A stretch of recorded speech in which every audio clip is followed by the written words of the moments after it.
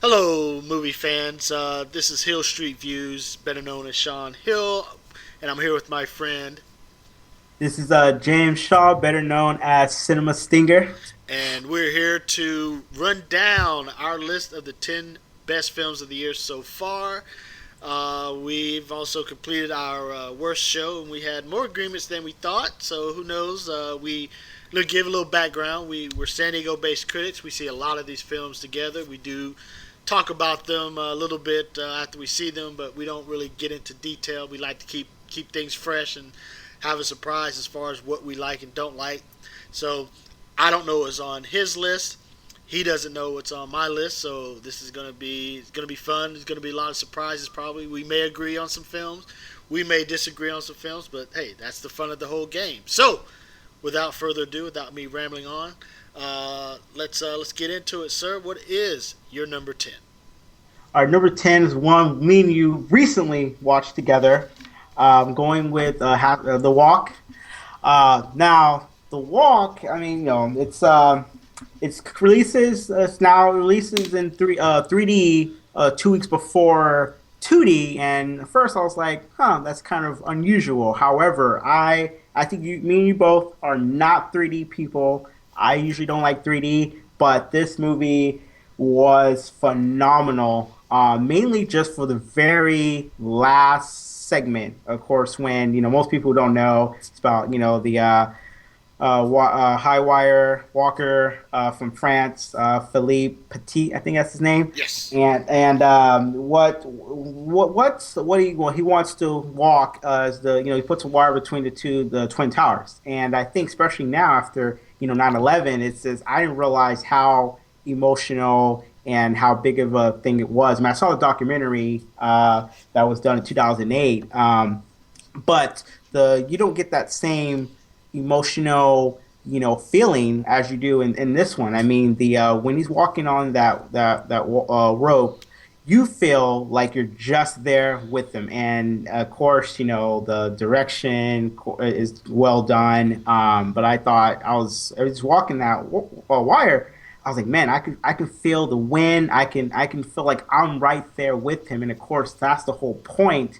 And even people in the theater were at some points worried for him. And he survives because he's narrating, but it was just so well done and so well engaging that all the audience was just, you felt for him. He's walking, his foot's bleeding, and times he's going to slip, and wind's starting to pick up, but you can feel the wind too. And I like how even if they had the ground level, you can see kind of what his girlfriend Annie was also looking at. So I think the direction, the way it was shot, was even the narration. Usually, I don't like films that are narrated because obviously how the person survives, but therefore you already know going in that he's going to survive. So the narration wasn't a problem for me, but how it was shot, how he's narrating from he's on the Statue of Liberty, Right. and background you see the Twin Towers. So this that shot, you can already tell the pay how that the director, I believe, what is it, Zemeckis, how you pronounce it?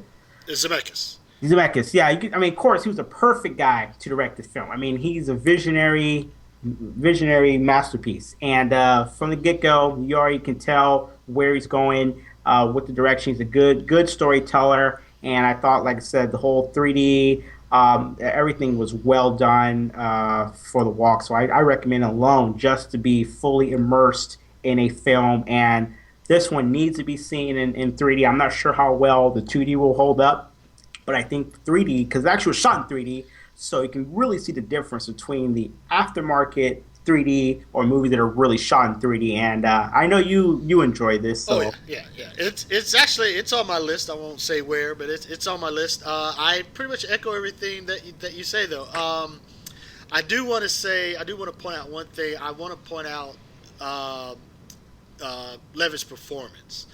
Now, I typically, and I don't know how you do your reviews, but I typically don't really read much on the actor's technique, but I was really curious as far as how much training he did and what he did to learn the French and the wire walking, and he learned what he did in the movie for 8 days. Now, of course, he's not as high up as in the movie, but he did learn how to walk on a wire. And I read in the press notes that he got so good at it that he was able to navigate, like, I don't know, 30 or 40 feet, about being about 7 feet above the ground on a real wire. And he actually learned from the real guy how to do it. I mean, I just think that that's amazing. But yes, the Robert Zemeckis is a master director. He knows his effects. So I knew walking in, okay, I'm going to be impressed by the effects. So what else are you going to give me? And they gave a very emotional story and a surprisingly effective love story, or not love story, but a love letter, a tribute to the Twin Towers. Right. I mean, I would say the Twin Towers are as important character in the film as he is. Right. And I enjoyed. I was a bit taken aback by the narration at first. It seemed a bit hokey, but then it kind of like it was given that whole once upon a time fairy tale type vibe to it, Right. and in the way Zemeckis shot the opening with the black and white, the splashes of color, and that kind of thing, and then the ending set piece is phenomenal.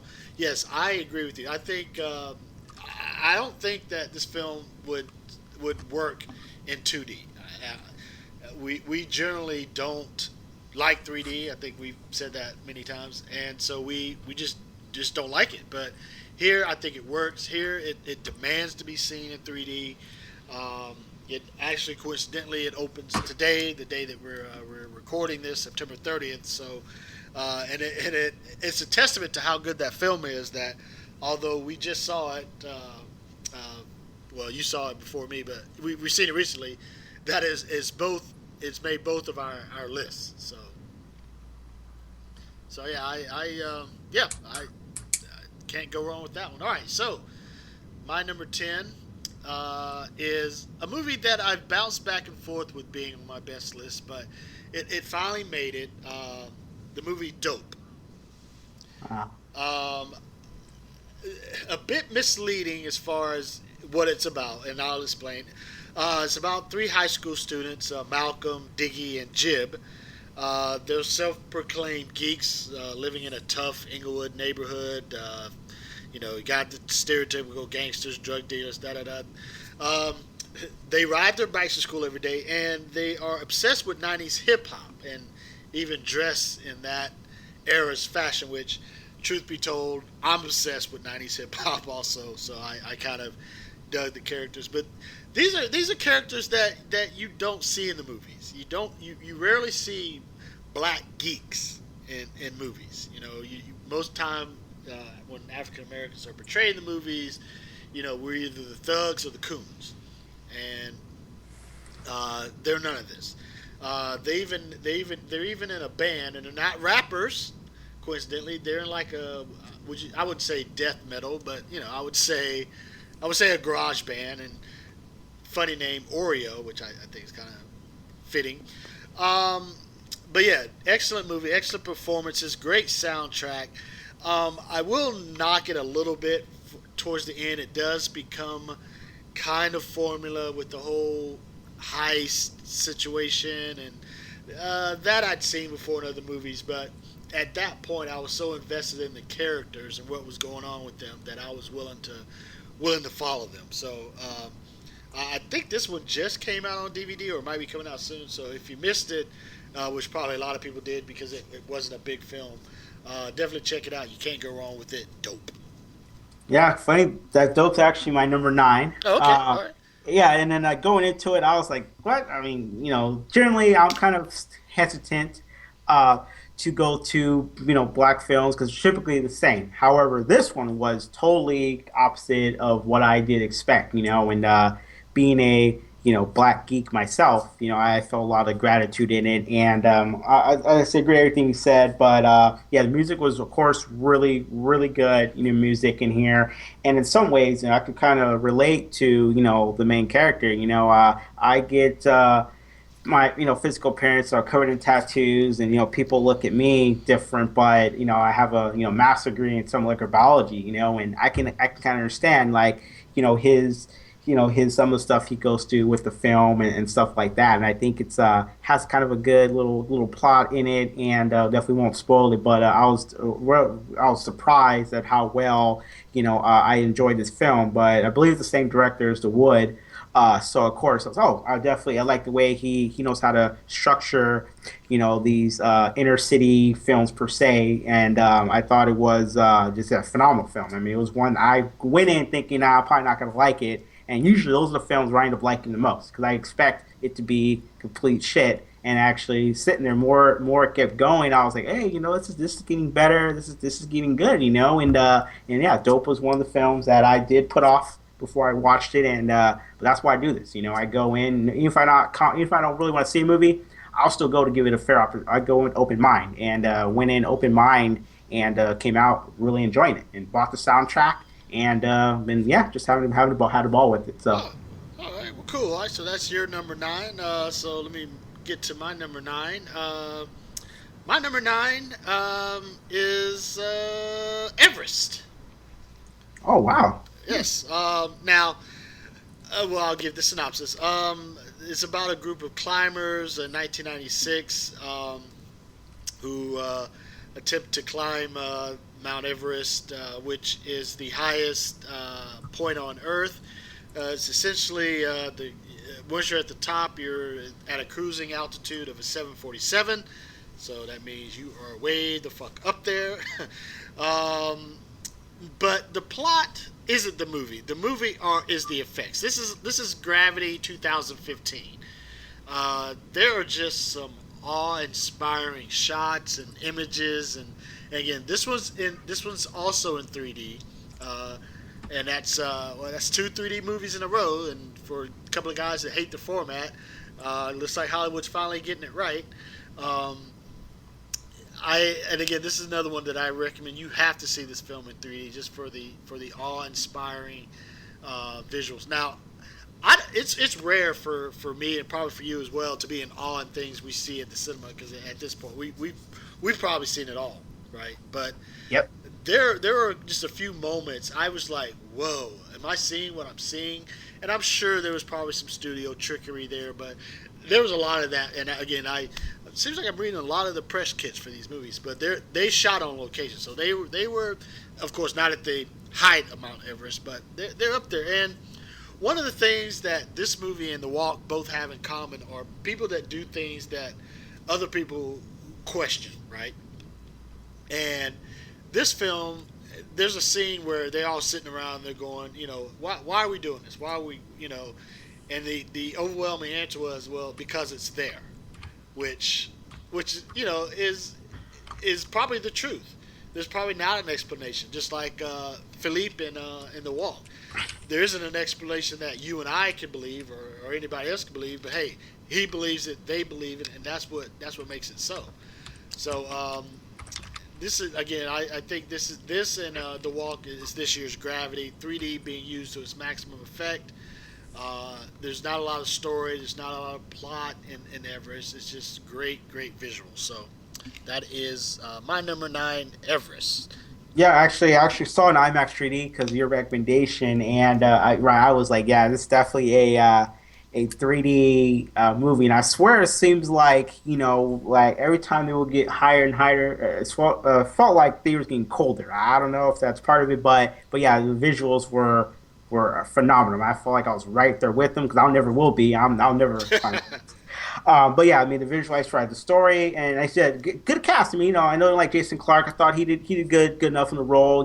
Pretty decent cast. But right, the story is not going to blow anybody away. But I think just the experience, and anyone who's ever curious of seeing how it would be to climb Mount Everest, I think it's a good representation for you to realize like how intense it is, and just the challenges that you face with it, and I thought it was just very well done. And of course, yeah, the visuals are phenomenal. I mean, definitely 3D to effect twice in a row. I was like, yes, it worked. I had no problem with 3D. And matter of fact, 3D was welcomed.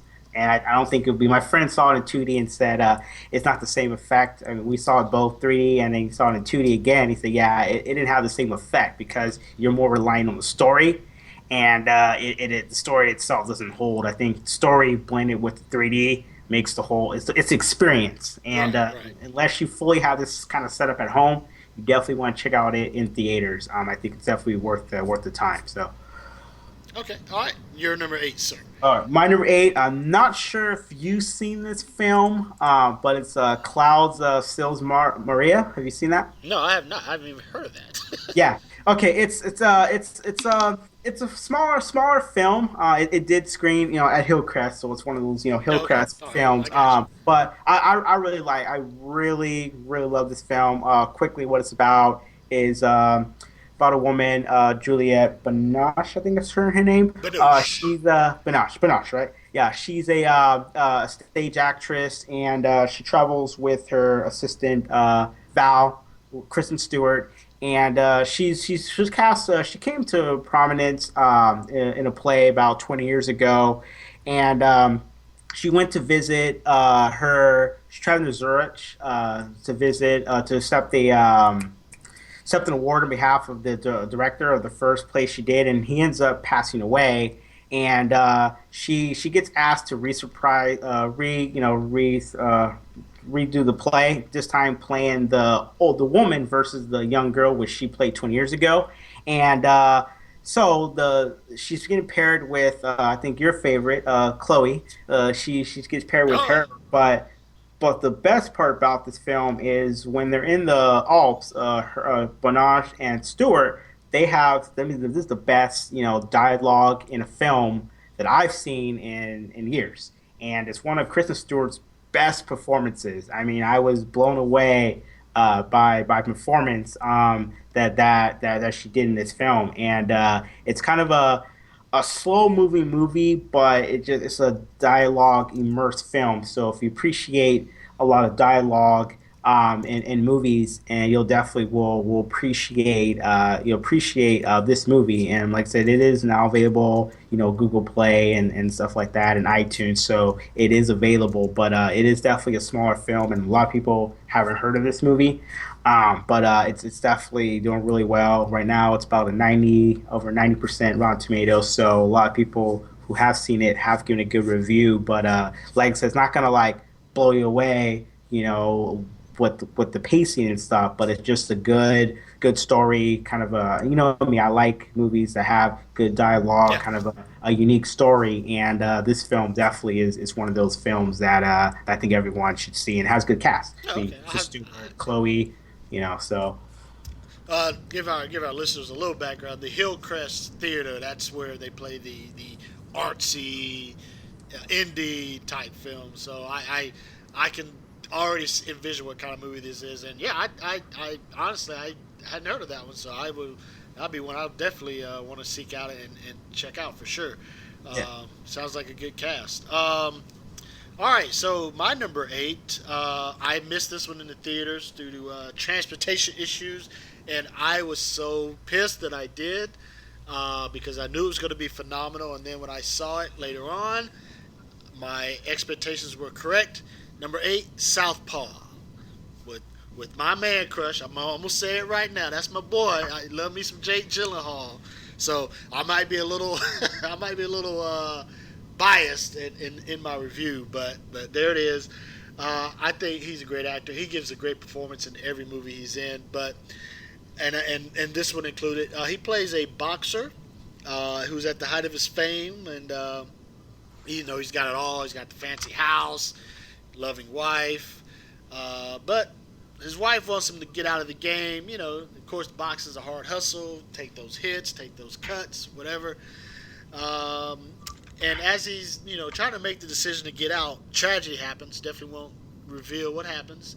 That forces him to make some life changes, and he tries to. The only thing he knows how to do is fight, right? Yeah. So he has to get back in the ring with the help of Forrest Whitaker, who is underused in cinema. He's one of our great actors. Great to see him. Again, love Jake's performance. Love the interplay between him and his daughter. She wasn't a movie kid. And you may get this. She reminded me a lot of Palmer. Just how smart she is for her age, and just how well spoken, and she just didn't remind me of a typical movie kid. Um, and just Jake's transformation, his physical transformation into this character.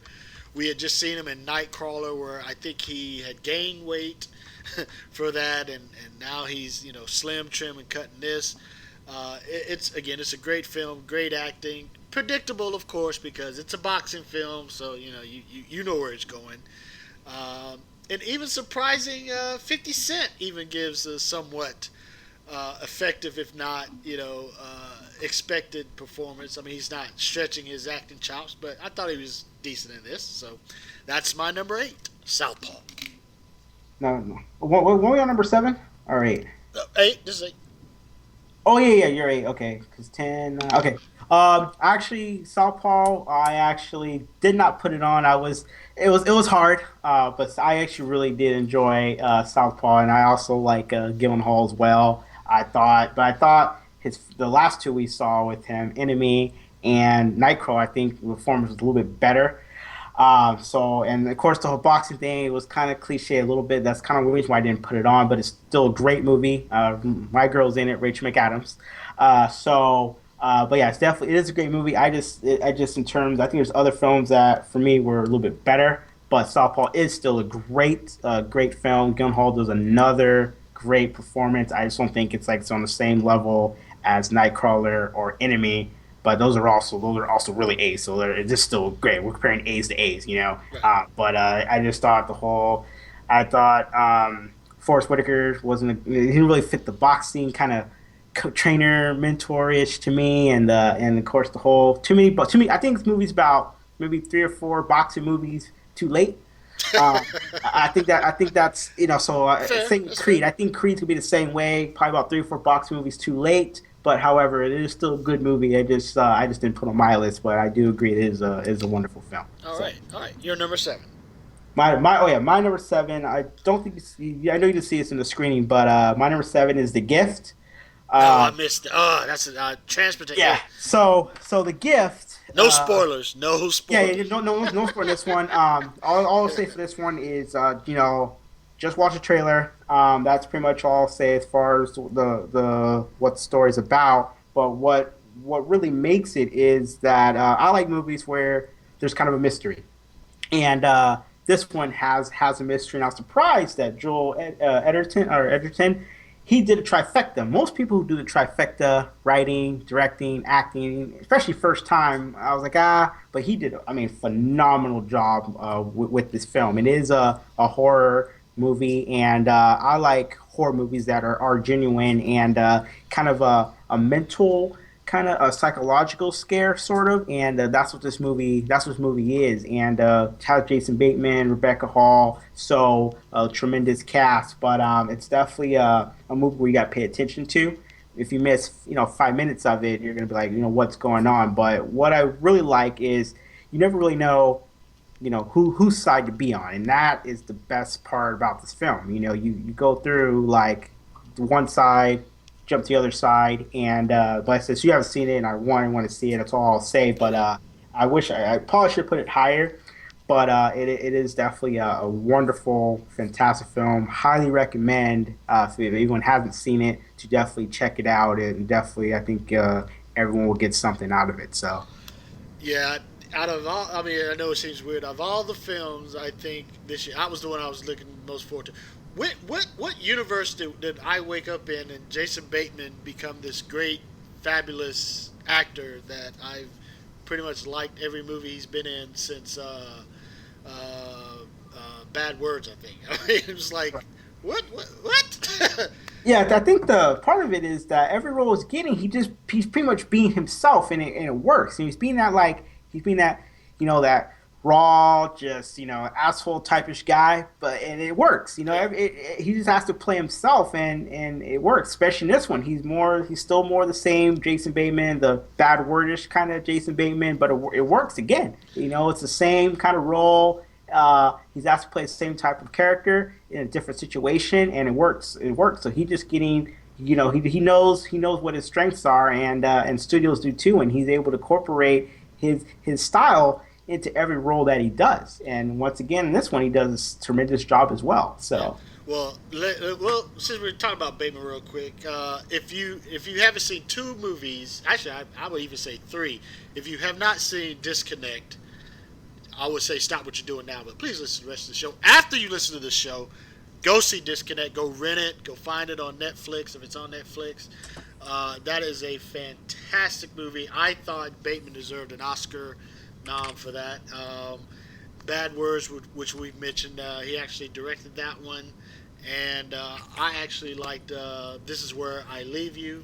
I don't remember how you felt about that one, but that's the one with Tina Fey, right? yeah, that's the Oh one. yeah. Oh, that was really good. Yeah, that was a good one too. Yeah, so I mean, yeah, he's coming into his own, and I maybe it's always been there, and it just maybe I just hadn't seen it because now I will take that back, saying everything he's done has been good, because I don't know if you saw Horrible Bosses 2. I think we both saw that. Yeah, yeah. And yes, that was horrible. But yeah. Anyway, so I'll move on. My number 7, and this we may disagree on. I think we are. I'll say Straight Outta Compton is my number 7. Hopefully everyone knows what it's about, so I won't get into all that. F. Gary Gray has finally done a biopic film that actually works. Now, you and I both, we walked in this film thinking, it's probably not going to be that good, who are these people, who are these actors? Not only did he direct a good film, but he got good performances out of those directors, or those actors, namely O'Shea Jackson Jr., or better known as Ice Cube. Everyone's good in this film. The thing that I really liked about Straight Outta Compton is that F. Gary Gray got out of the way of the material and let the material be the material. And what I mean by that is, you remember Jersey Boys, right? Yeah. You remember how, the narration, and, you felt like you were watching a movie, right? And you remember the god-awful Get On Up, where it was kind of the same thing. You felt like you were watching a movie. The tone was all over the map. It's part narration, part this. It time jumps. This is just lays out the story chronologically, tells you what happened. And it's well written, it's well directed, well acted. Again, it does have a documentary feel.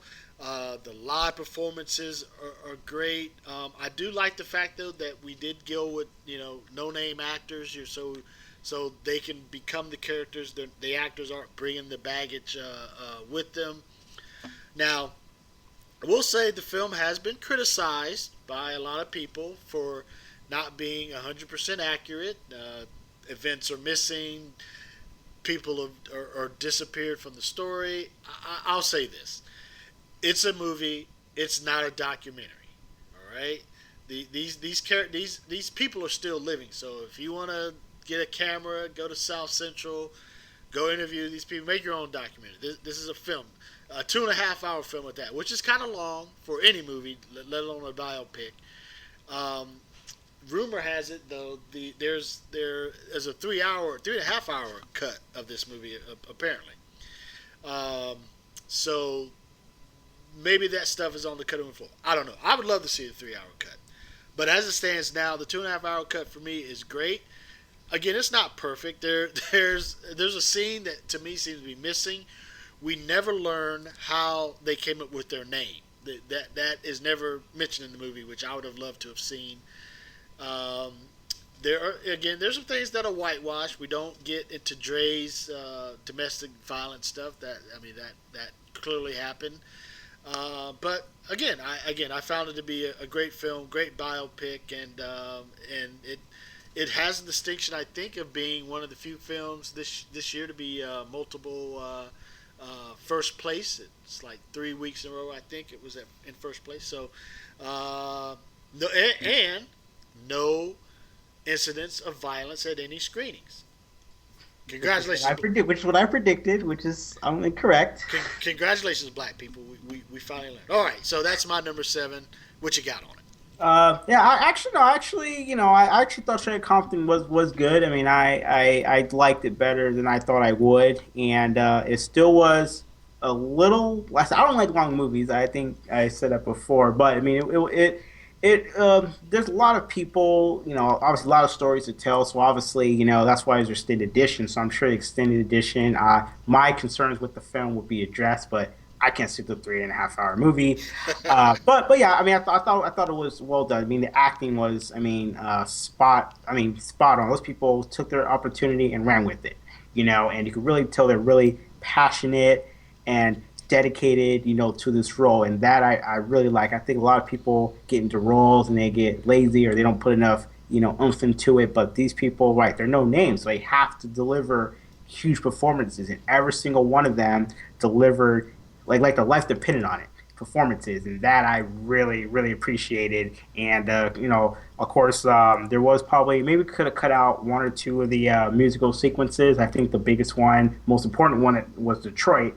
That one should have been in there. And I think we could have maybe used that extra time for a little bit more story. But overall, I mean, I get it. There's so many years to cover. How do you narrow all of it down? But I think in the 2.5 hours that it did do a good job of getting what's crucial. Right, it's not a documentary. You want a documentary, go and talk to them. But if you want to go South Central LA, good luck. But I mean, but yeah, I mean, I think overall it was better than I thought it was going to be, and I thought it would be a whole bunch of riots and shootings and stuff. I was one of those people, but we behaved ourselves, and there's no issues, and but they are talking about doing a sequel with, I guess, Snoop Dogg and stuff. I Okay, think yeah, that yeah. you shouldn't do that. I think you just leave this alone. Maybe try a new concept, but it was a lot better than I thought it was. And of course, the music was good. I mean, obviously, we already knew music was gonna be good, but yeah, I thought it was actually good. It's not on my list, but I thought it was. I thought it was good. It was between this or Dope, and for me, Dope was. I just put Dope on, like I said, because I expected nothing out of that movie, Yeah. and No, it no. actually kind of resonated for me. So. All right. Now, I'm glad you mentioned the air quotes here sequel. The the word sequel is being used. I don't know why. None of the participants in this movie in Straight Outta Compton are going to be involved in whatever sequel they're planning. This thing is going to be like a direct to. I said direct to torrent, but direct to DVD. It's not a theatrical release. It's not a sequel per se. Only in the fact that it's going to cover or supposedly cover the Snoop Dogg, Tupac, Dog Pound era of Death Row. So yeah, I don't even get that. What's that say? I get that talk. No, never mind. I don't even. I don't even listen to that. All right, so that's my number 7, Straight Outta Compton. So number 6, you have the floor. My number 6. I usually don't like putting comic book films on my list. However, I did put Ant-Man on number 6 because right when Paul Rudd got cast and with Edgar Wright leaving, a lot of people were, this movie's gonna suck, blah blah blah. It's gonna be a bomb, yada yada yada. But Marvel, to me, has not made a bad casting choice as far as their superheroes go. So I knew, and plus, Paul Rudd's a dedicated actor, and I thought Ant Man was terrifically. I thought it was well done. I thought Paul Rudd's style of comedy fits into what Ant Man is. I mean, Scott Lang is kind of a comedy guy, whatever. So I think Paul Rudd was a perfect casting decision for this, and I thought the story was good. I thought Michael Douglas played a nice Hank Pym. Of course, only thing downfall with this was the villain could have been a little bit better or had a little bit more screen time. But I mean, I definitely think overall that this movie exceeded a lot of people's expectations. Mine, I knew I would personally like it. I saw it several months before it came out, but I mean, I really like how well done it is, how much more it opens up now for the whole Marvel universe because Ant Man all he does is really shrink. So a lot of people are like, what? How's that gonna how is that going to work? But I thought of course, the visual were good. Of course, I mean, it had to be when he shrinks down to ant size. But I thought it was well done. I did put Fantastic Four. I probably should have, but Ant Man is more my he's my second favorite character besides Iron Man. So I kind of it's more of probably a personal. Just really love Ant Man. I'm glad it did well. But yeah, so my number six is Ant Man. So I think you actually kind of enjoyed it, I believe, right? No. Oh no. Oh, sorry. No, no, no. I okay. Here's it's funny. We're gonna have the opposite uh, argument, air quotes, that we did on Fantastic Four. I I don't know. I found Ant Man to be an underwhelming character. Not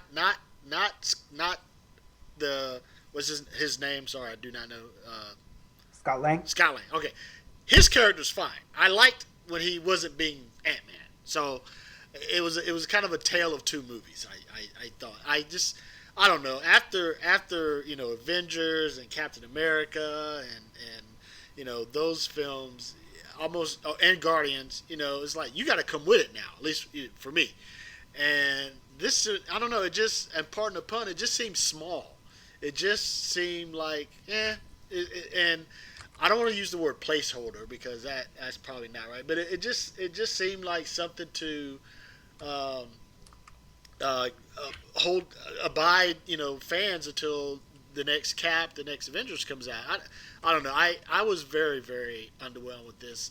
And again, I love Paul Rudd. I think he's a fantastic actor. I liked a lot of the stuff before he became Ant Man, like when he was at the job at the ice cream place. That was funny. I mean, there's a lot of funny stuff. I like Michael Pena. I liked his whole storytelling. He's always telling the stories. There was some funny stuff in there, but whenever he became Ant Man and was being super, that's when that's when I zoned out. I mean, this film is not on my worst, obviously, but it definitely is not on my best. It's just on that list. So, Fair enough. Fair enough. all right. So, my number six is a recent film. I believe you saw this one. Saw it long before me, and I was afraid that I wasn't going to get to see it. Glad I did. Number six is, and I hope I'm saying the name right, Sicario. Yes, that is correct. Yes. All right. So I'll give you a little synopsis. Kate Mercer, played by Emily Blunt. She's an FBI agent, kidnap response team leader. She uncovers Mexican cartel's house littered with dead bodies. She's then recruited by a shady character, Matt Garver, or Graver rather, played by Josh Brolin, who's always excellent movies, and to be a part of the team. Also on the team is the elusive, the quiet, the enigmatic Alejandro, played by Benicio del Toro. And they're basically Emily's or Kate's thrust in this world where um, this operation that pushes the rules of engagement basically asks the question: how do you fight someone who doesn't play by any rules? Do you have to play by rules or what? Um, this is again an excellent film. Of course, it is because it's on my list. I think it's going to fly under the radar though of most film goers because it's not an action movie. It's not an actor's showcase. It's a very well told story about the high stakes of borderland drug wars and what we have to do and what has to be done to fight it. Dennis Villeneuve, I hope I'm saying his name right. He helmed the excellent Prisoners and also the excellent Enemy. He's done it again with another film. I have to give credit though to screenwriter Taylor Sheridan, first time screenwriter. He has crafted just an unflinching look at this intelligence operation and who's good, who's bad, how far do you go to if you cross the line, does that mean you've lost your soul? And then the ending. I love the ending where it's that whole okay, we solved this problem, but the problem's still there. That, and I don't want to hope that didn't spoil anything, but which is I think the overall moral to the story that no matter what you do, it's never going to be good enough. So, great performances by all three involved. I really, really hope the Academy remembers Benicio del Toro come award season. He's that good in this. So, Yeah, no, I agree. This film was I didn't expect it to be this good. Usually, I don't like these, these little movies of this kind of context. But Emily Blunt, awesome job. You mentioned director, also did Prisoners and Enemy, two movies. We both well, I know I really enjoyed Enemy, but I know we both enjoyed Prisoners. So he's had a good little resume here. He just has a good way of just kind of presenting what you need, and he always gets good cast. He always seems to get the best out of his cast. And you're right, the screenwriting was phenomenal. The action sequences were good, and I thought this movie was like it's gonna be what it is. It was a morning screening. I was like I guess I'll go, and a good thing I did because I was like wow. I didn't review it ever, but it actually was a lot better than I expected it to be. And you're right, the ending is is I want to spoil it, but it definitely was very nice. Nice ending and leads to a lot of things. I think they're talking about doing a sequel, and I just hope you know, it doesn't, because the first one did well. Don't do it because it did well, kind of thing, But a sequel could be warranted. I think there's a lot of stuff that a sequel with this movie, a sequel could work. I just hope it just doesn't get into that we did really well type thing. Let's make a sequel. But well, I would be interested to see a sequel though. well, if I only mentioned that because I hadn't heard that, but Yeah, without getting into spoilers, a sequel would ruin the last moment between Alejandro and Kate. right, right. So I don't want to know what happens or what further develops or doesn't develop between them. I think it's perfect. I mean, that's almost like making a sequel to Prisoners, and we find out what happens with Hugh Jackman's character. We know what happens with Hugh Jackman, so we don't need a sequel. Yeah, I don't think this movie needs a sequel. And again, I hope it's inspired, and I hope they take it in a different direction with maybe the same name but a different cast, a different location. I mean, That's what I was thinking too. I, Yeah, I, that's like I can see that, but I don't want to see a sequel with these same characters. It just wouldn't work. So, but interesting. But you saw, but you didn't get a chance to review it. You said. yeah. I just didn't review it, but it's a good film. Obviously, I just like sometimes you Yeah. go. So yeah. No. Trust me. I've done it many times. All right. Cool. All right. So you're number five. My number five is I usually don't also put animated movies on, but Inside Out is fantastic. I mean, I'm not sure if you've seen it, but Yeah. it I is saw it. a Yeah. fantastic movie. I think it's it's a different kind of movie, But I think it has once again has stuff for adults, stuff for kids, and it's Disney, so obviously you already know it's gonna be well done. But yeah, I thought it was. I thought I was blown away by. I think it's better than Don't Attack Me, People, but better than Frozen.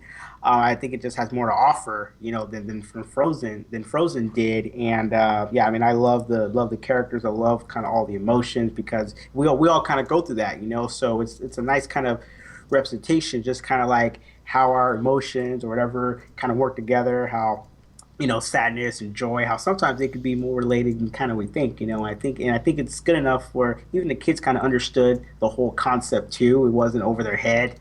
And when I go to animated films, I see how the crowd's reacting. Obviously, that's a big part of my review, and everyone's having a ball with this movie. So like everyone's enjoying it. I'm enjoying it. I mean, it's definitely definitely a good film, and I think mostly everyone's seen it. But I definitely Inside Out is surprisingly a lot better than I thought it was going to be. Here's the funny thing about Inside Out. I took the fam bam to see it, and I don't know if we drank something, ate something. None of us liked it. What? Yes, I'm the one that never likes animated movies. I still think The Croods is the best animated film I've seen probably in the past maybe 10 years since The Incredibles. I mean, I just love that movie. So I'm always comparing animated movies to The Croods. It may not be fair, but hey, it's what I do. But no, I don't know. I just don't know what it is about it that we didn't like it. I even asked my wife because she's the Disney, and of course my child, of course she's the target audience, and we were both like, yeah. I mean, it really, I do understand the points that you're making as far as the emotional stuff with the kid and growing up and being able to communicate with people and that kind of thing. I got that, but I don't know. I don't know. I just didn't think it was all that special and all that entertaining. It's not on either one of my lists. Definitely not on my best and not on my worst either. It's just one of those that I went, eh. so, disagree. Not really a disagreement on that. I just I don't. I've made it a rule now not to review animated movies anymore. So that's probably another reason. I just kind of went to take the family, but I wasn't like watching it intently with with an intent to review it because I have found that they're just impossible to review. So, but anyway, all right. So my number 5 is an odd one, and it's gone on my list. It's gone off my list. It's gone, but I can't deny the greatness of it. It is Mad Max Fury Road. Uh, just a balls out action, start to finish. Um, really, not a whole lot of plot. It takes place in the future. Earth is the typical Earth in the future. It's a desert wasteland. There's no rule of law, no power, no water, and all of that. Essentially, I described the movie in my review as a point A to point B to point B to point A movie, because that's essentially what it is. It's one long chase, but the chases are so inventive and just so unique and so unlike most movie car chases that you see in the cinema. I just had to put it on my list. I loved the one car that had the band on it Oh constantly. yeah. Constantly. I mean, there's nothing in the way of acting in this. It's just pure filmmaking at its best. George Miller, I think he's in his 60s now, and I mean, he brought a fun film. You don't have to think. You don't have to go. I wonder what this symbolizes. I wonder what that symbolizes. No, just sit down, put on your seatbelt, metaphorically, strap yourself in, and enjoy the ride for an hour and a half. I mean, it may not be perfect, but the one thing it never was boring. So, I think, and there's a great chase like that opens the film when they go through the the sandstorm, right? And most movies at that point, that's their climax, right? This is the first one. George Miller could have just dropped the mic and said, "Okay, peace out, I'm done." But of course, there's an hour and a half more movie to go. So, yeah, it's a thrill ride. Loved it. Loved every second of it. So, definitely check it out. Mad Max Fury Road. Yeah, this is one that at first I was like, I probably wasn't gonna like it. This is everything I hate in a movie.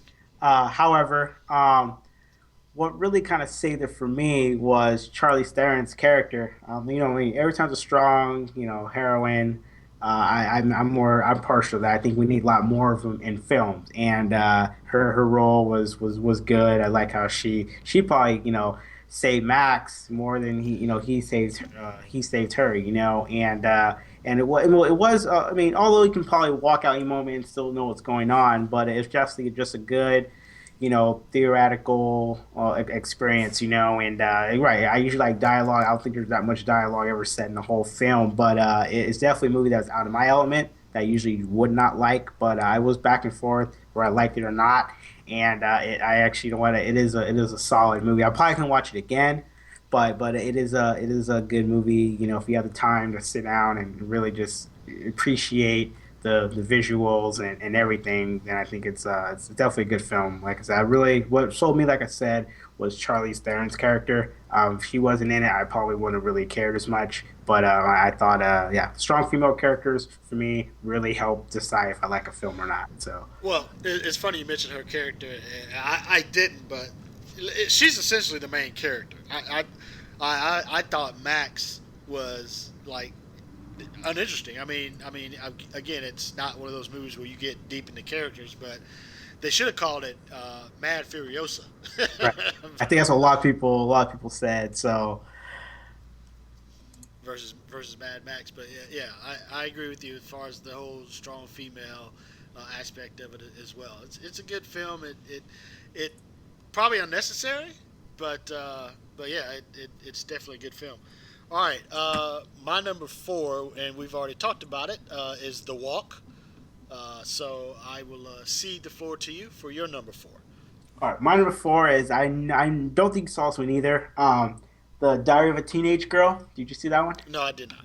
Okay, so this is another small, independent film. But what it's about is about a 15-year-old kind of a cartoonist named Minnie, played by Belle Powley, who she had to keep an audio diary, and she's kind of getting into her like experiencing like sexuality and stuff.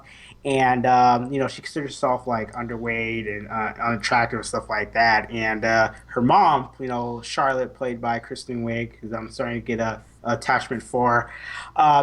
She suggests that she goes out with her boyfriend Monroe, played by Alexander Skarsgård, and so they start drinking and stuff, and they end up having sex. So Monroe, this adult, is having sex with this 15-year-old girl, and so she kind of starts like beginning her sexual exploration, and it's definitely an interesting movie. Obviously, movies about sex I enjoy, but no, it's actually well done. It's not like Nymphomaniac level, but it is an interesting film. Teaches about obviously women being involved with their being comfortable with their sexuality and kind of first time kind of experiencing these things because after she has sex with Monroe, she said she has sex with kids her own age. It's not the same kind of experience for her. So just kind of her going through that, like like oh different experiences was pretty good to watch, and it's another well written. Well, it's movies about sex are very hard to write. Like Nymphomaniac, I thought was very well written too, even just as a standalone movie. Besides the subject, and Right. it's those two where all the subject is out there, the concept and the writing was phenomenal, and I think a lot of people are going to shy away from it because obviously it deals with older man having sex with a 15-year-old girl, but I think it's much more than that, and I think it's a movie that many people won't see.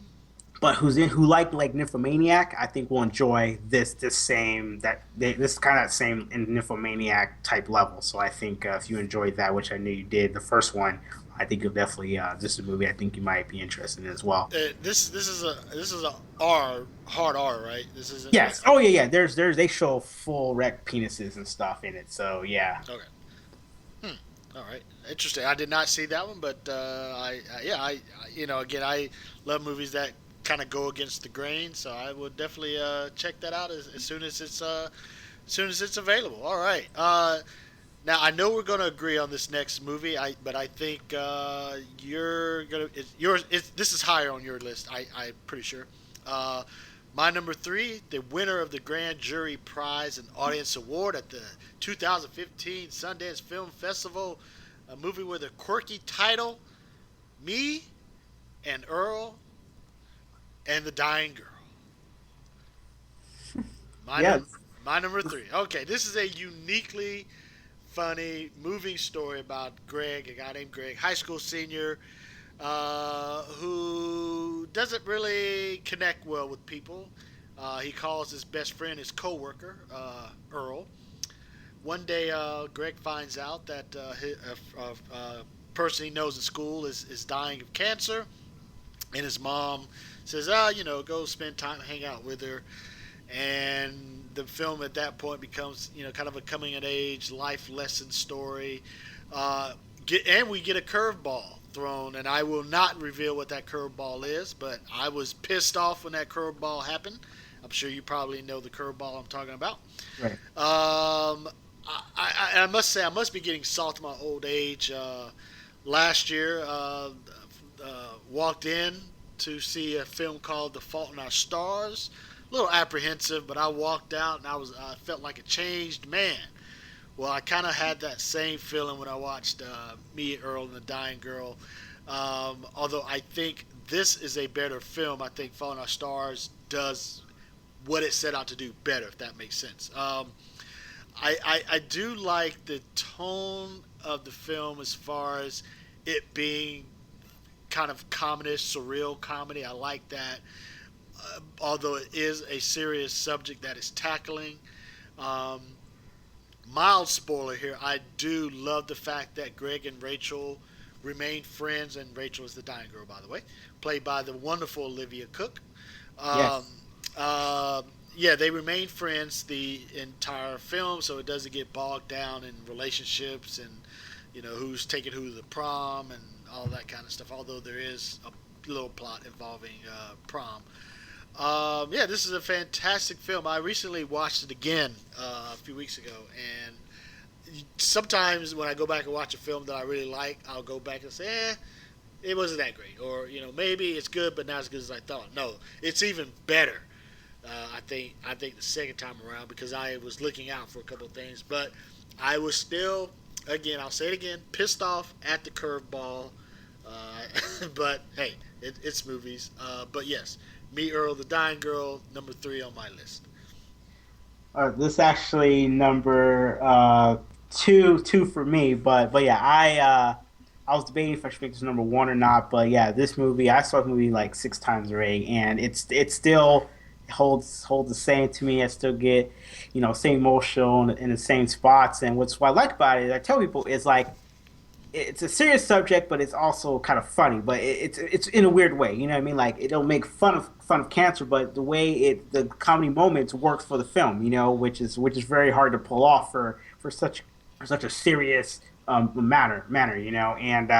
But finally glad Olivia Cook's done something memorable. Her last couple films, I don't think they showcase kind of her talent, but her and Greg, they definitely, both of them together, they fell off each other well. I thought it's nice to have a platonic relationship. And yeah, don't got to worry about the whole boyfriend girlfriend thing like Fallen Stars went for. It's just a genuine guy, cares about his friend, and I think we all can relate, and we all have someone we cared about, and it's just he put himself before her, and I thought that was really good. And one thing I really like about it and is the way it was shot, and one particular scene, if you remember, where the camera's faced towards the front and you see Greg in the background and you see Rachel in her room and the conversation they have. I thought Yes, I the love way that. if the camera angle wasn't, it was purposely placed like that, so you kind of see, and they weren't seeing each other directly, but you can see each of their emotions when they were expressing their concerns, that for the situation at the time, which I don't want to mention, but yeah, I thought that was very clever. It's just a very small place of a camera, but it had a huge effect because that became one of the more emotional. That became probably one of the more emotional parts of the film, and I'm glad they captured it. They weren't directly speaking to each other, but we can see what they were both feeling, and that right there was like, wow, that Oh right wait, there. wait, wait. I think I okay. Wait, I may know what you're talking about. Is it the unbroken shot? Yes. Okay. Oh yes. Oh my God. I was going to mention that too.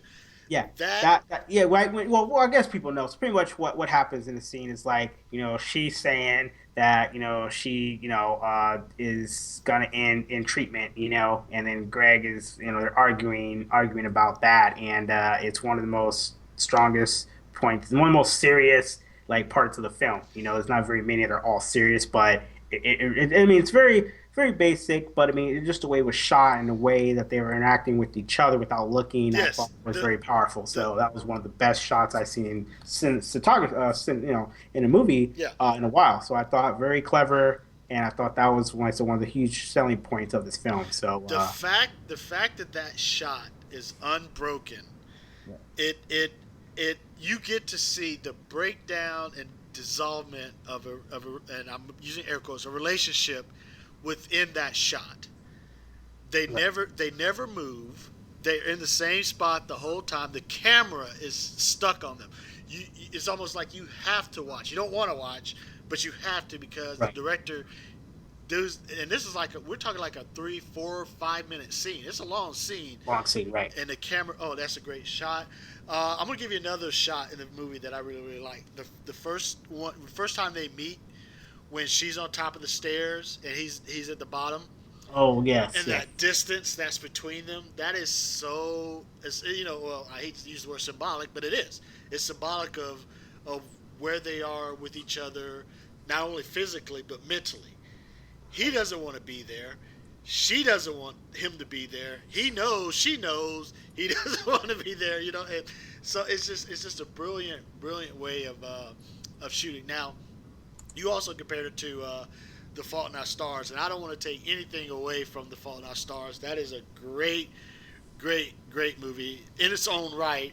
They, again, they do tell the story, a similar story, but but they went a different route where they're in that film they're lovers, in this film they're friends. But I still think the emotional impact as far as what happens in both films are warranted. So yeah, we're in heavy agreement on this one. So although I thought it would have been higher. Well, you did say it was number 2. I thought it was going to be number 1. So I am curious. So what is your number 3?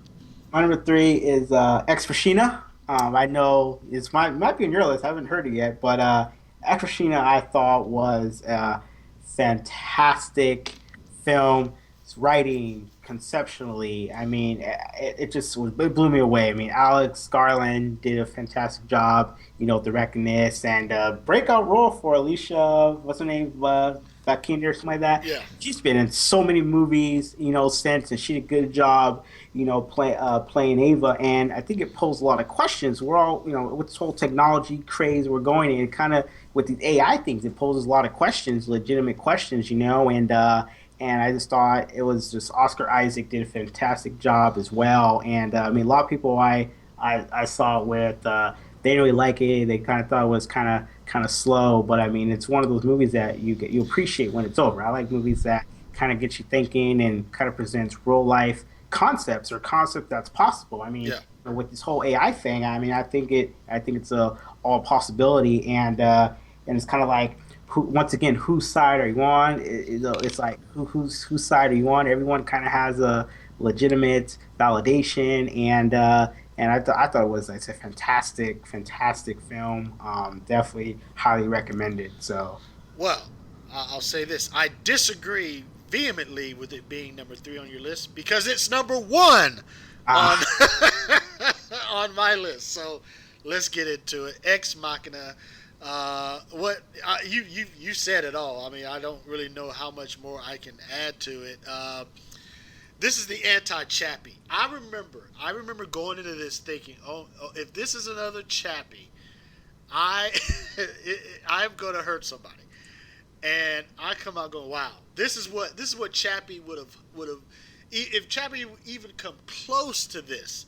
This is the most thought-provoking. You hit on a thought-provoking film I've seen this year, in recent time, as far as the idea of AI discovering humanity, which is what Chappie is about. It's the same issue, but oh my God, I mean Chappie compared. Let me stop saying Chappie. All right, so you said one thing that I even put in my review, that it was slow, and that's what a lot of people said. I said in my review, the pace is slow and deliberate. It's deliberately slow for a reason. It's not going to give you all of the answers, and no spoilers, of course. It's not good, and you don't get all the answers. There's still, although I understand what happens at the end, there's still questions that I have as far as what the middle part meant. What did the power outage mean? What was exactly going on with that? Who was behind that? Was it her? Was it Nathan, the reclusive CEO? Who was that? We don't know. I have my theory. You probably have yours. We'll save that discussion maybe for another time. But I mean, again, that's what a movie like this is supposed to do. It's supposed to make you think. And another thing that I absolutely loved about it was, although this is a science fiction, high tech thing, it's low tech. it's not about effects. It's not about flash. It's not about, ooh, look at that cool gadget. It's a science fiction movie, but the bottom line is about the people. It's about those three characters. Yes, even the robot, she's a character too. Ava, right? She's a character. Nathan and Caleb. So you've got these three individuals interacting on this. I guess it was an island or a reclusive area, and you just got a film that makes you think that even at the end where you go, oh, but what about, so yeah, I really really loved it. You know, even if, like I say, there's, even if you think you know the answer, there's still more that's going on that meets the eye. That's what I loved about it. It was, of course, criminally overlooked at the cinema, but yeah, I cannot praise this movie enough. This movie is why I go to movies. This movie, and actually my number two, which we'll get into in just a second, which I think we're going to agree on also. This is why I go. This is the joy of cinema that I have, and you can even hear the enthusiasm in my voice as I'm talking about this movie, because it's that good. And I wish that other movies would strive to be this good. And again, I'm going to say it one more time, Chappie, if you had even thought, or had even thought to put as much intelligence, because this could have gone the Chappie route, honestly. Right, easily. Yep, easily. Yep.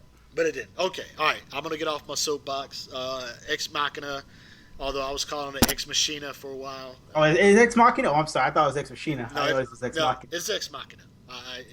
It's some Latin term that I forget, and I should know it. But anyway, let's move on. All right, so my number two, I think I'm pretty sure it's on your list. I don't know if we agreeing at the spot that it's in. Now, I will say it's a 2014 film. It did debut. I know where you're going with this. Yeah. Okay, it did debut at Cannes, but as we all know, Cannes is not in the U.S. It didn't debut here until 2015. I am talking about one of the most original horror films I've seen in quite a while. You know the film. It follows. This is actually my number one. So. All right. Well, we can definitely have a good discussion, and I kind of figured it was. Okay. So, brief synopsis, because I know no one's seen this film, right? 19-year-old girl. She has a seemingly innocent sexual encounter with this guy. And then she finds out that she is having these nightmarish visions, which may or may not be real. She's followed by the it of the title, which can manifest itself as other people, as a spirit. It can be someone she knows. It can be strangers. The only way that she can be stopped is she has to sleep with someone to pass the it along. Now, I'm believing this is a metaphor probably for sexually transmitted diseases and that kind of thing, which, if it is, that's irrelevant to me. I don't really care. I like the film and the fact that it was legitimately scary because of the fact that this it can, in fact, inhabit anyone. And there's no way to tell whether or not the person she's encountering is this it. And I love the fact that you cannot tell. Well, you can sort of tell, but the film never really says what time period it's set in. I believe it's supposed to be the 80s just because of there's a lack of technology, kind of the wardrobe that they're wearing. There's a scene with like a TV, and it looks like one of those old, floor model TVs. This is a great film. It's one of those films that legitimately earns its scares. The scene where she's in like the lake and she's in that little lake house. Ah, yes. That is so great. And the ending, again, no spoilers, but even the ending, which could and could not, could set itself up for a sequel, is brilliant. The ending made me go, oh no! Is it? What you're doing the whole movie? Yeah. So it's a thinking man's horror movie. It doesn't rely on gore or gross out effects, and and that kind of thing to make his point. It's a fantastic film, and David Robert Mitchell was the writer director of this. I want to see more of his work. This is excellent. It follows number two, so I know you got a lot on it since it's your number one. Take the floor. Oh yeah, this one was yeah, I mean fantastic. This is why horror films. This is kind of horror film like this and The Babadook were two of the most fantastic horror films I like because originality. You're being no more shaky cams, none of that. Just legit horror. A lot of people don't like because they feel it's not scary.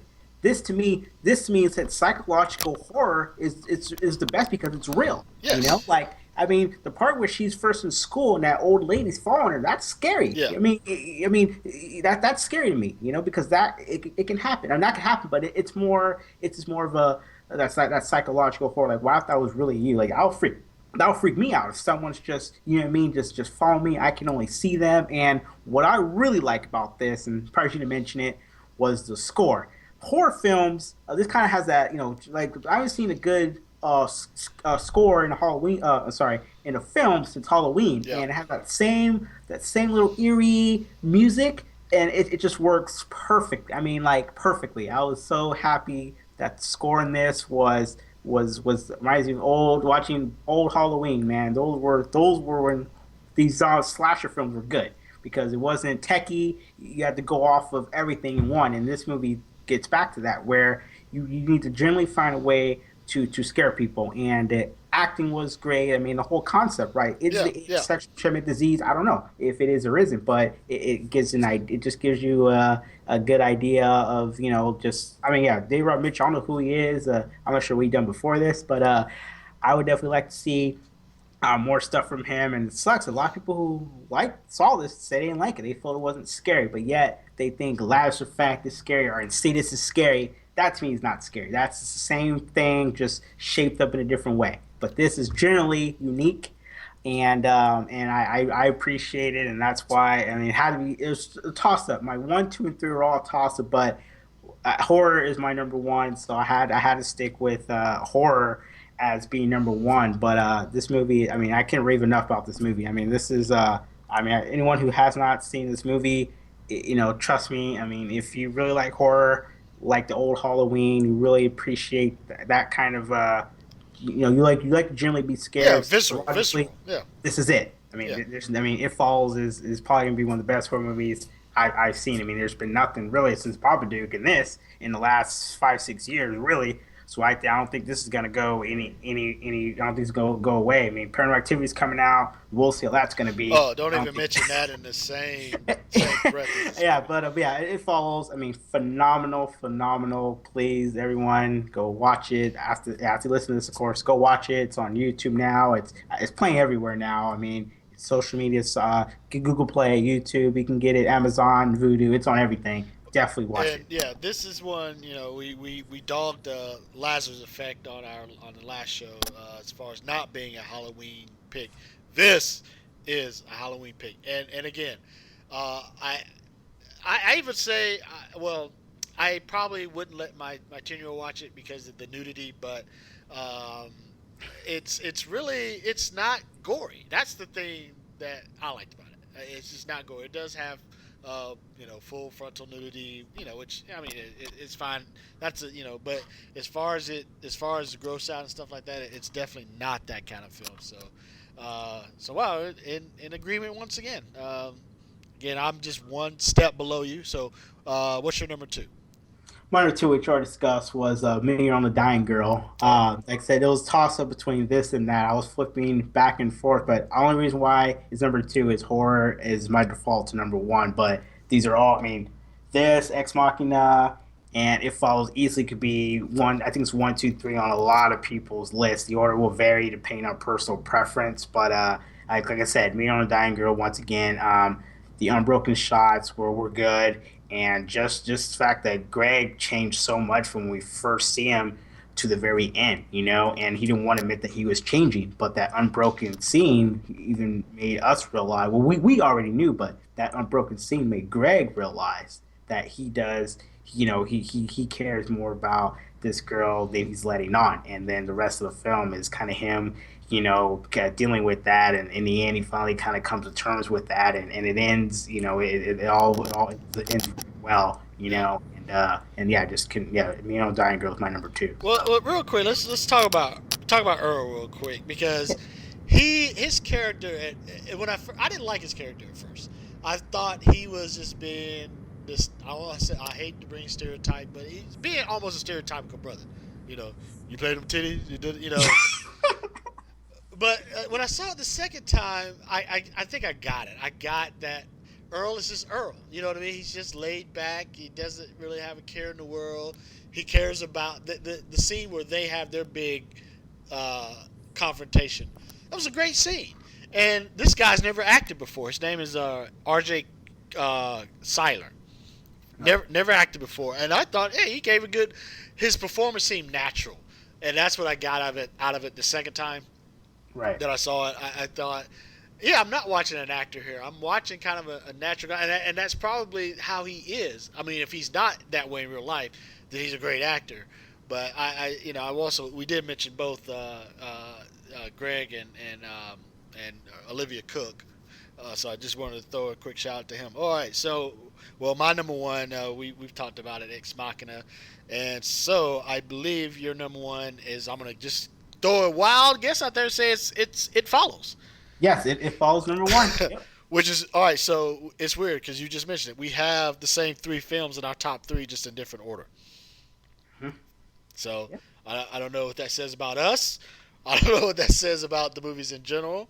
But I think we can agree that those three films are the best three films of the year, and we, I don't want to say we disagree, but we just, you said it best.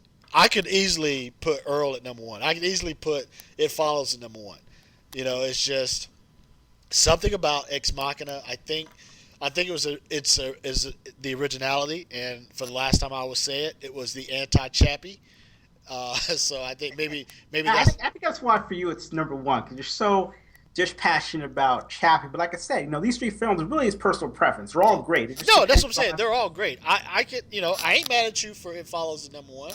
You know, right, at all. I think it's a fantastic film. It could if Ex Machina didn't exist, It Follows would be number one, easy, right. easy. So yeah, I mean, there's really not much variation between our one, two, and three. And full disclosure, I contemplated moving Earl up to number one, but I thought, okay, but that's only because I saw Earl twice. I've only seen the other ones once, so I didn't think that was fair to move it up. Only because I watched it again and I had the same reaction to it that I had the first time. All right, cool. Do you have any honorable mentions that you would like to throw into the Yes, fray? I do. I have Mistress America. I'm not sure if No, I you've did seen not. that one either. No. Mistress America is one, and I also had the movie we haven't doesn't release yet, but Go ahead and say it. You can The say it. Martian. It's not. Martian is It's also not. one. You're not reviewing it. Yeah, not reviewing yet, but The Martian will make my eventual list. Yes. Yes. What about you? I have Maggie. I think you walked out on that. Really? Yeah, I love Maggie. I don't know. I What? thought it. I Oh, thought it did the genre. It took a genre that's dead. Oh God, that's a bad pun. It did something. I don't know. It did something different with the zombie genre. I thought. I thought again. It's not top 10 material. I just admired it for trying to do something a little bit different and giving Arnold something different to do other than being Mr. Tough Guy. Although, how do you explain his accent and his and his physique in this movie? But that whole nother story. A movie that unfortunately has just gotten down and down and down on my list. At one point, it was number three. Now it's totally gone, but it's no really reflection on the film. It's just, hey, there's a lot of great movies that come out, and that is Focus. A movie that loses focus at the end, but I thought it was an example of sheer star power that we don't see much anymore, carrying a somewhat mediocre film, but the chemistry between Will Smith and Margot Robbie is again that old time, Clark Gable, or not Clark Gable, Cary Grant, Captain Hepburn type. You can put them in anything and it's good. I thought that was just star power at work. I really liked the first half. Second half, yeah, it kind of deteriorates a little bit, but again, you're so invested in the characters. And I did also like the fact that, despite the fact that they were an interracial couple, that wasn't a plot point or an issue in the movie. So, and my last honorable mention, which at some point I have to figure out a way how to work out my feelings with putting this movie on my top 10 because it deserves to be there.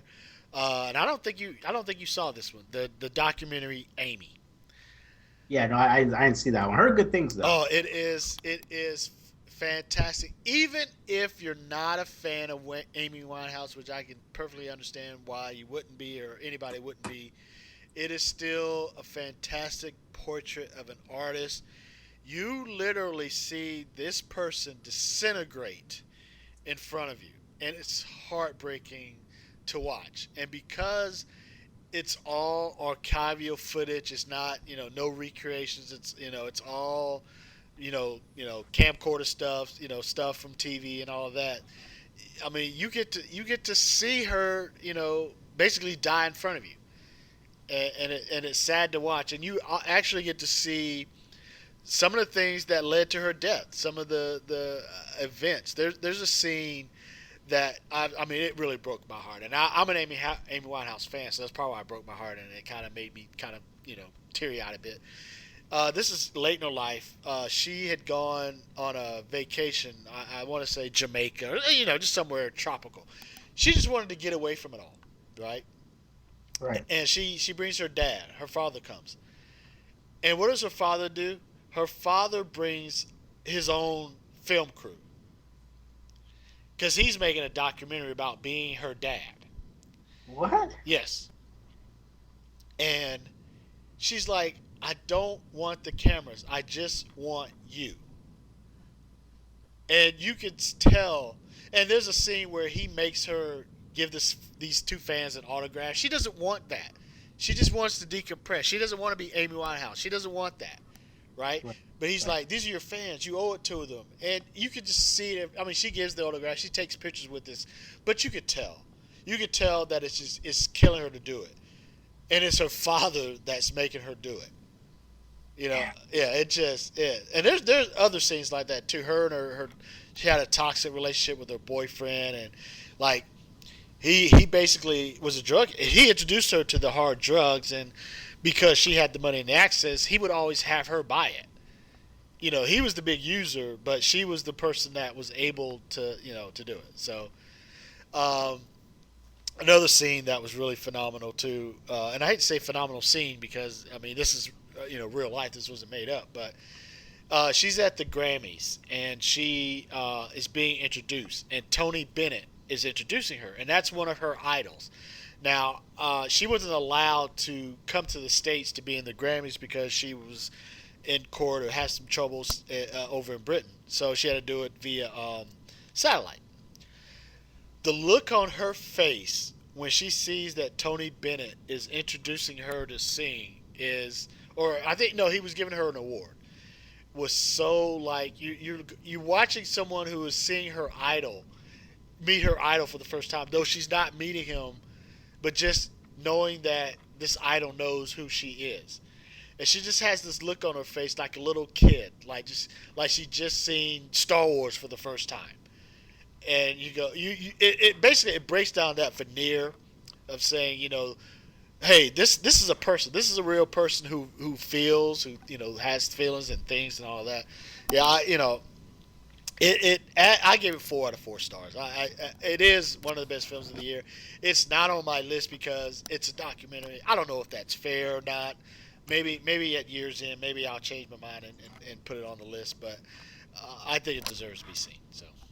Oh yeah, look like it's available. So maybe I'll check it out. So you got 97% Rotten Tomatoes. Okay, I'll actually will take a gander at it. It sounds so I was a big fan of her. That's kind of why I didn't go to the screening. But I mean, it sounds like it's the moment you described got me interested. So I'll actually will look Yeah, I into mean, it. again, So it helps to be a fan, but one of the things too, she wrote really personal lyrics, which most artists don't do these days. A, they don't write their own songs, and B, um, if they do write their own songs, it's fluff. She wrote from the heart, and they would show something that happens in her life, and then they would then show the song that inspired it, and then you would see like her handwritten lyrics, and you even see like she scratch out a word or a phrase and puts it back. Yeah, I would definitely recommend see it, see it, see it. So all right, I'm off my horse. Yeah, do you have any honorable mentions? I already said them, Oh, but my bad. I'm sorry. they were, yeah, Mistress That's right. That's right. America was one, and also I was debating on this movie, Kingsman: Second Service. I mean, at first I didn't like it, but it was kind of an okay movie. Kingsman was on there, but yeah, I just think, which is weird that my top three at this, I didn't think I was gonna like these many films. I'm like for sure set in stone, like because compared to last year I always flip flop, but I think one, two, and three, I don't think there's gonna be any film really that's gonna knock those three out, just because they're all unique, and it's been surprisingly hasn't been as strong as many movies I liked last year, but the films I do like this year I like a lot more than Yes. top 10 last year, if that makes any Yeah. sense. No, no, So no. Now I don't know if you remember last year. I'm still I think the lone person in this. I walked out of Chef last year. What was that? April. Yeah, it was April because it was the last screening I saw before I went back to work. And I said then that I'm not going to see a better movie this year. right. And that held true. That's true. That's true. I walked out of Ex Machina saying I'm not going to see a better movie this year. Maybe. I mean, we still got what 3 months? 3 months left. Well, 2 months left. Oh no, three full months. So you never know, but I doubt it. I doubt it. While we're on is there anything upcoming that you're excited about seeing that makes you go makes Well, yeah, I mean, of course, you got Hunger Games coming out. We have Star Wars, which I'm not a big Star Wars person, but I mean, it's Star Wars. I yeah. mean, it's gonna be, But what I'm really excited about is Joy. I think Joy is gonna be that one that might, sneak in to challenge one, two, and three. But we'll see. So, I mean, what about you? What are you looking forward to? Well, funny you mentioned Joy because that is isn't that David O. Russell, right? That's Yep, Mr. American American. Hustle crowd. So I know you're excited about Oh that. yes, yes, because I remember seeing American Hustle saying this is the best movie of the year. I'm done, and I think that's what even when I told the the rep after I watched, it, I said this is the best movie of the year. Period. Right. um, I'm kind of looking here, and there really isn't a whole lot. Kind of the same ones. Spectra. Oh yeah. Star Wars. I'm actually kind of in being, although I'm not a football fan, I still like Will Smith. Kind of looking forward to Concussion. Want to see what Will can do. Kind of headlining a non action film, non comic book, haha, film. Let's see what he can do. So I'm interested in seeing that one. But I'm with you. I think everything that we have, I think it's going to remain intact. I don't foresee it changing. I think one, two, and three are safe. And I will say the same thing that you said. This is not a review, but The Martian will make an appearance on my list at some point. So yeah. All right. There you have it, folks. That's our 10 best list of the year so far. Again, we have several movies that are in common. Again, I think the ones we didn't have in common, I just didn't see, so that's my bad. But we are both San Diego-based film critics, as we said at the onset. So, Mr. Stinger, sir, let them know where they can find you. You can find me on Twitter, Cinema Stinger. I also have my own website, www.cinemastinger.com. Also searching on lovely Facebook, my web Facebook page, Cinema Stinger. And I said I like to provide some humorous commentary in my reviews. So if you like, want to laugh, you want just brutal honesty, I don't hold back. No, everyone's a target. And he's my site, he's even right. myself, everyone's a target. Even Selena Gomez is a target. Anyone knows me knows I love her to death. Even she's a target. So yeah, just check them by my site. And where are you, Mr. Hill Street? Where can they find you? Oh, okay. I am on Twitter at HillStreetViewz. I'm not a big tweeter, but I tweet from time to time. Just I don't know. I can't say what I want to say in 140 characters. So, but anyway, I'm on Twitter. Also Facebook. My real name Sean Hill, Sean, and Real Movie Talk, REEL Movie Talk, and also the blog hillstreetviews.blogspot.com. And I also commiserate with a group of fellas every Saturday. We get together to talk about issues of the day, comic book stuff, TV stuff, and we're also big Prince fans, so we always talk about Prince on there too. So, but anyway, uh, go to podcastjuice.net to find me there. And with that said, we appreciate you tuning in, and we will do another one of these probably at the end of the year. We're gonna try to get together some more, and we're gonna put together maybe a Halloween show to give you guys some good ideas for scary movies, so you don't get stuck with movies like The Lazarus Effect, and actually have a movie that may actually provide some thrills and some chills. So until then, to borrow a phrase from the great Siskel and Ebert, we'll check you out, and we'll see you at the movies. Peace. Thanks for listening.